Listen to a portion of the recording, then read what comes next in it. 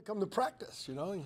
Darius had an unbelievable summer, working at a great. Now y'all tweeting that out right now. Golly, I'm giving more good info on than that's some significant story, because the story was hands down the best I've ever seen him in work ethic, body language, buy-in, give it all he's got, doing it daily, doing a lot of things that great players do in prep. So I think he's going to have a phenomenal year. He'll be a little limited a couple weeks. He has played a bunch, so if you get a practice, you're not going to see him in drills. He is there, and he's a part of our active 105 because it's a very, very, very short-term deal. Zeke Walker, who we got playing outside linebacker, just aggravated a back, not near as significant as Donovan Clark's, but he's a little limited right now. So if you see a practice, he's not full go yet.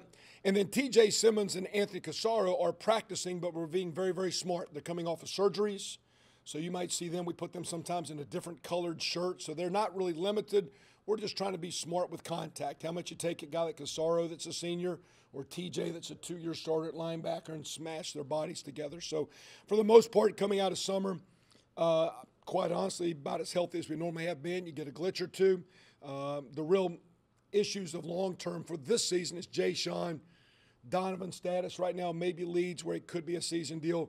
Those other guys will be good. We got 2 guys a little limited now and 2 guys that we're being smart with. So that's an update on that. Freshmen for you. Now, we've yet to hit. And it's amazing how they look until pads get on and eyes get big and guys start falling around. But to date, wouldn't be surprised, irregardless of what's going on with their team, that a number of all those freshmen have an opportunity to see if they can contribute. We will force that hand. Maybe they'll spit the bid out. Maybe they will not. Whether it be Isaac James, Mike Majette, Leon Thornton, Nick Westbrook, our upper-level guys with Cam Patrick. We're still waiting to get a final academic clearance, which might take another 7 or 10 days. We know exactly where he is, but he's here with Marquis Hawkins. And then Cam's status, too. What we do the first 2 weeks, we kind of practice the way we practice. We don't really get into polishing until about 2 weeks out and start modifying reps. So everybody's kind of in the same boat. So it's not going to deter from our preparation or our direction of coaches. So I would think all 6, now maybe only 2 of those guys play, but all 6 are being thrown out there right now.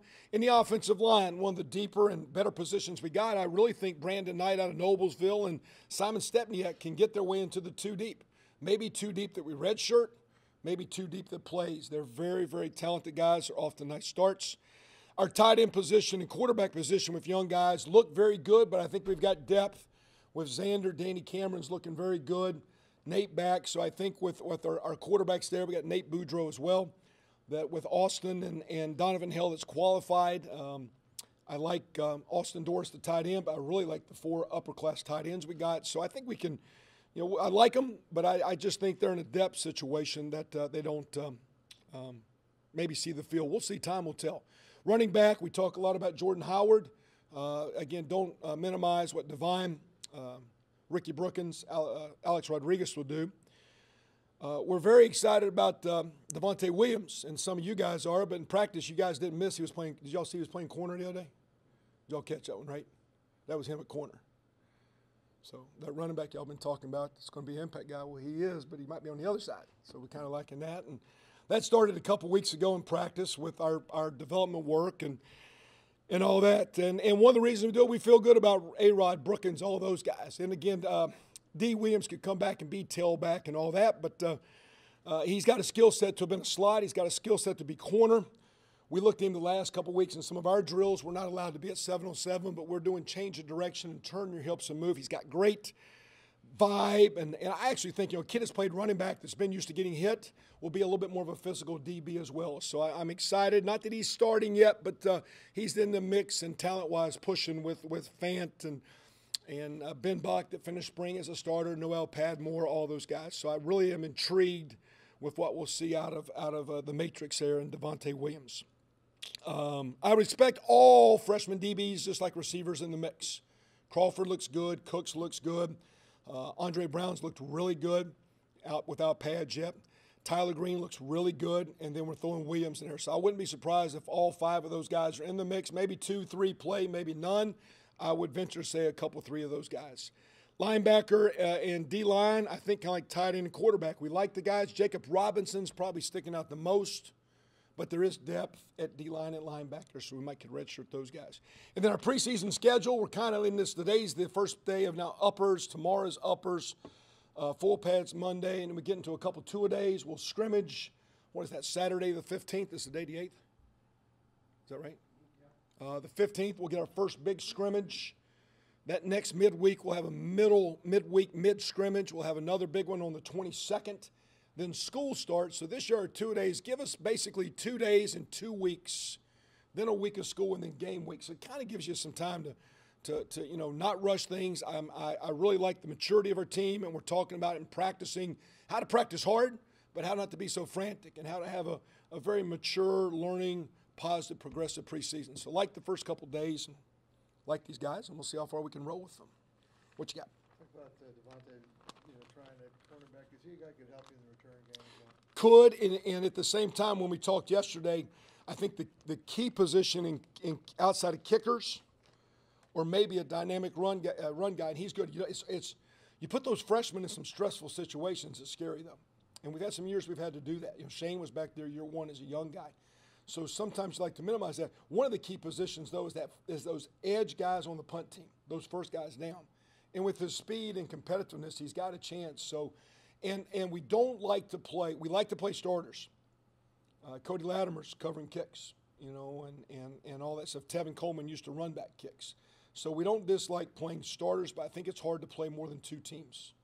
And not only that, just the wear and tear of practice preparation. So a kid like him that maybe if he's playing enough at corner, or any of those guys, take Fant, he's going to be playing at corner. If you get him, or Chase Dutra playing at safety, if you get him playing a lot and playing on 3 teams and then backing up the 4th team, by about the 5th, 6th, 7th week, you start getting a very tired person. So he could be a cover person, but he could be a return person. But we're looking hard to see if maybe he could be a dynamic guy to get down and make some plays and covering the punts. So, but good question, great question. So last year you had a guy who ran for 2,000 yards. This year you have a guy from UAB who could probably do something similar. But how much is your running success built on your veteran offensive line? I think the thing that a lot of guys miss too is the tight end play. Teddy Bolger was a really good tight end, but we got a really good group of 4 guys that are 6'4", 6'5", 250 to 265 that complement. And if you can't get around the edge, if you don't have a great tight end presence to run the ball in college, you need a running quarterback. If not, you're going to be a one-dimensional finesse. You can try to run it, but you need reach blockers. You need down blockers. Those guys are at the point of attack. They help a ton in protection. And I'm excited about Casaro and Cooper as seniors, and Fuchs coming along. Danny Friend is healthy. Sean Damascus, a walk-on 4th-year guy, 6'6", 255. And then we got a freshman we like. So I think the line's good. Very well, they have a chance to be. I never think a line's good until the end of the year. You can look back and say you did some things. So I like our maturity. I like our buy-in. I like Dan Feeney a ton, one of the best I've ever been around. I like the talent of Spriggs, a bunch. But I liked the other day when Mark Hill said, these are guys that had a good summer. Jake Reed, 5th year. Wes Rogers, 4th year. Jake Bailey, 4th year. Darius Rayner, 5th year. Man, Jerry, when guys like that were making huge gains and buy-in, that makes Spriggs and Feeney better because it's a group, and it's a group with depth. So I love the line, but I really like there's a nice complementary piece that I think makes the line better than it is, because I think they can give you a lot more. And maybe we do more now, bigger personnel groupings, maybe not. We just had a great talk with our team about, quit worrying about beating the guy out that's playing with you, because that's been an issue here. Could be an issue at linebacker. We're starting to get a lot of good players and good depth. You used to not have maybe one you liked a bunch, and now you got 2 deep, 3 deep. 3 deep, you can go Mike Backer with Simmons and Marcus Oliver. It's a heck of a player that got hurt last year, game 4, and Greg Gooch. And, those are 3 really good players deserving to play. Well, play so well, make us find a spot for you. This is one of the things we're trying to sell with these young guys. So we're going to use those tight ends.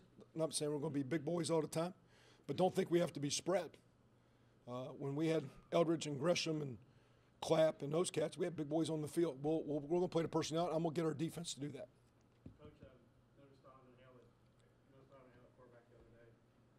Probably as an athlete, early, do you think he has a chance to stick at quarterback? Yeah, watching him initially throw. Now he's been here so little that what else do you bring to the table at the position, you know, with your leadership set and people following you? But I mean, he really missed all that eval. Like, we're not allowed to go 7-on-7s, but man, you can get out there and run around some cones and run over some bags and watch effort and body language. Say, this kid's got some skill and this kid's got enough maturity to play. Been around Donovan so little yet. I don't dislike anything. He's still like a little bit of an unknown there.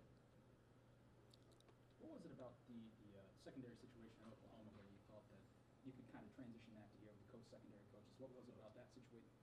Well, it was different because it was never a co-deal because Coach Stoops was the second DB coach, and heck, he was in charge of everything. So it was kind of easy there. You know, I just said, you guys got to check your ego and work together. As an offensive person, I never liked center guards and tackle tight ends. I liked one guy and a guy helping him or working together. I didn't like a division there because that group works together.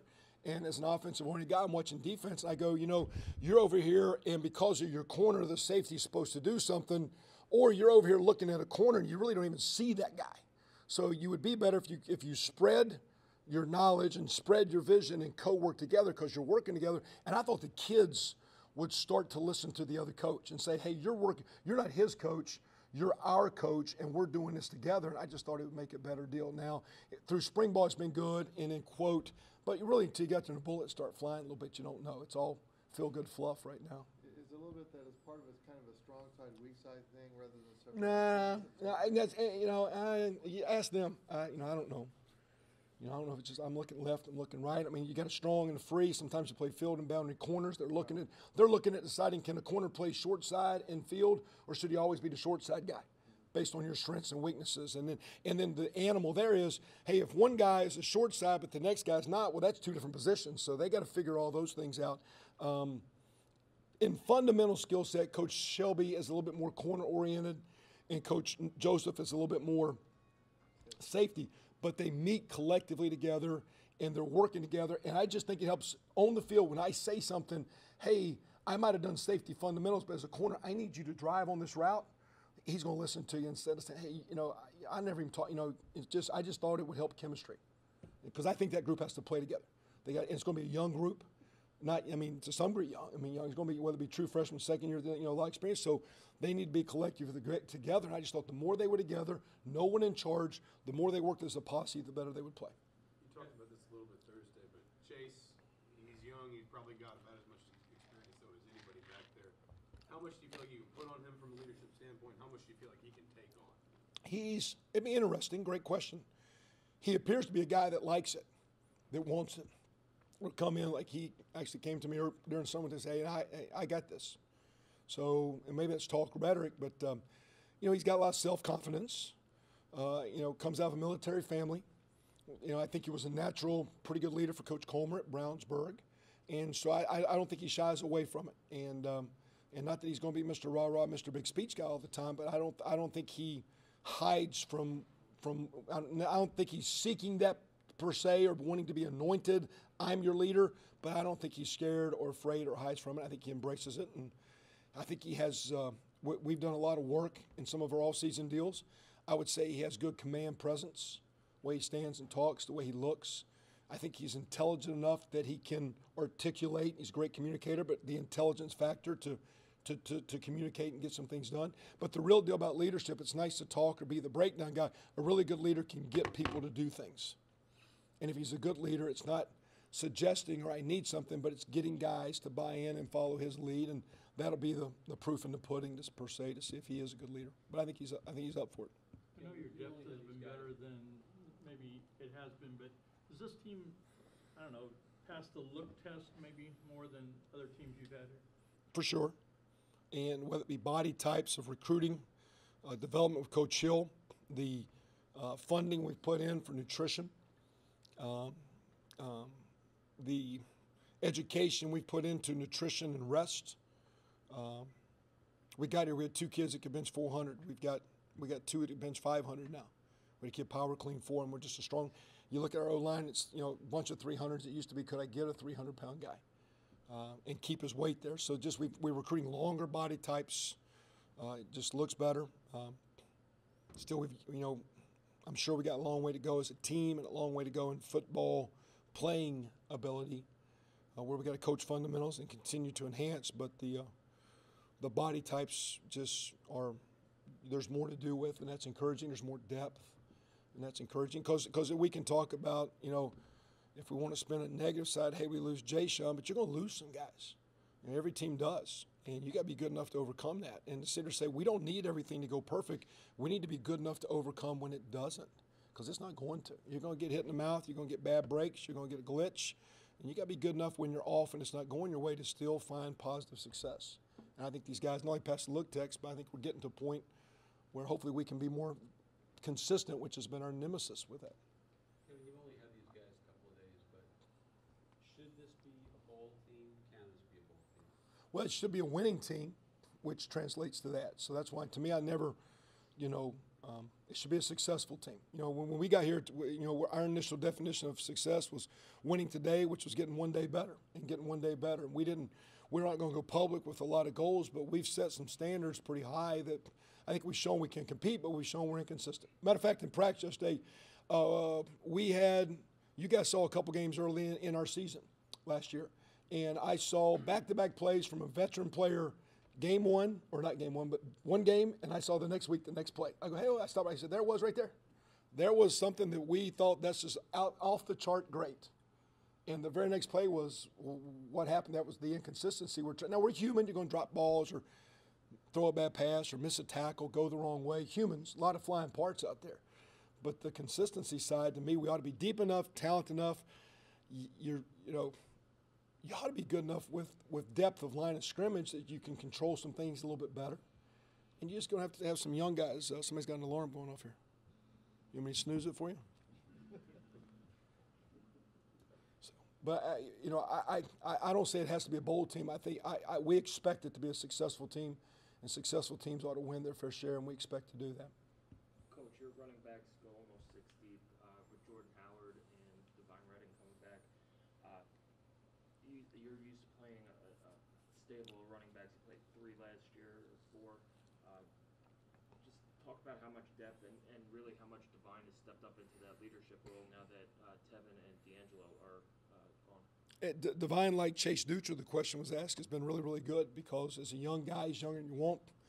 But I think he kind of embraces the leadership side or doesn't shy away from it, doesn't necessarily have, but hey, I got it. And I think he's, you know, with Jordan transferring in, not knowing guys, I think Divine was really good in January, February, getting the group going. I think he's, you know, you go back and look at that game against Missouri. It was a tremendous complimentary piece, that game.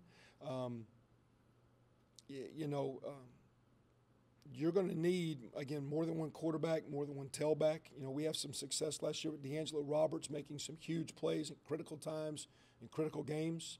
And so, like I told him today, the Oklahoma contingent of, you guys know DeMarco Murray's pretty good, but we had Chris Brown. He was a 1,000-yard back on the same team. If you're good, we're going to get you on the field. We're going to use you. And we're going to need 2 or 3 backs, and if not 4. And if there's an issue and Devontae's not doing well, we could bring him back because I think instinctively as a runner, he'd be a good runner real quick. But I think we're good enough the way Ricky Brookins and Alex Rodriguez, Andrew Wilson's looked, Tommy Mister, like you say, we've got 6 there, counting a lot on Jordan and Divine to be the bell cows, and we'll see how much they want. I think Jordan Howard's good. I think Divine's going to be really good, but it'd be interesting to see how much they want. When you start feeding the ball, I mean, you know, do you really want it, or are you going to bring it day after day? You knew Tevin was going to bring it, and then in time we got to start to get some really consistent things out of D'Angelo. And the year before it was Stephen Houston. You know, you knew what you had and you could use them. Right now, I think we've got some good players, but until you get in the games and their consistency and toughness and taking care of the ball, protections, you know, I'd like to think those 2 guys, but.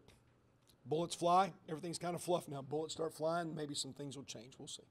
Coach, kind of going off that question, with Divine and with Jordan, how do their running styles compare?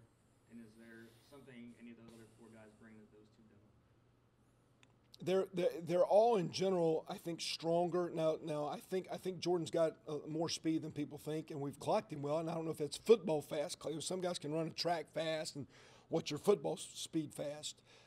But I think across the board there's more strength. I mean, we've got a couple kids that are 400-pound benchers in that group. We've got, I think Jordan went up 70 pounds in his bench since he's been here. A couple of those guys are 360. I think they're stronger runners. Now, will there be the flash and all that deal? Don't know. Tevin was a home run guy.